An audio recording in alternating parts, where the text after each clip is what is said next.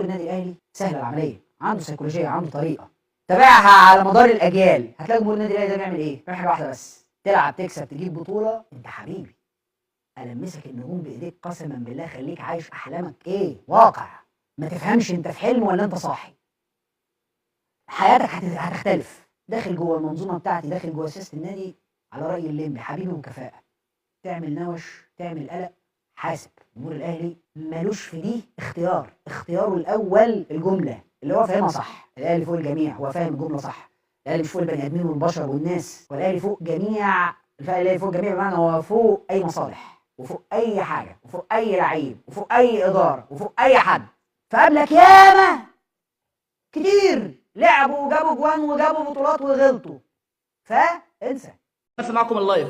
نادي الزمالك لو كان عنده جماهير النادي الاهلي قسما بلا اله الا الله، قسما بلا اله الا الله، نادي الزمالك لو كان عنده ثقافه جمهور الاهلي ما كانش وصل للمرحله دي.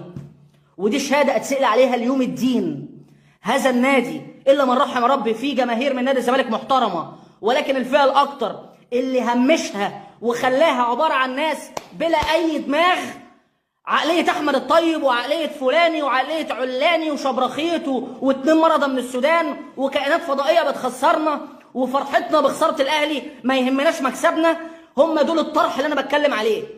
قسما بلا اله الا الله الا من رحم ربي، لو جماهير النادي الاهلي مشجعه وكانت تنتمي لنادي الزمالك تشجيعيا ما كان سقط، لانها جماهير تنقد قبل السكوت.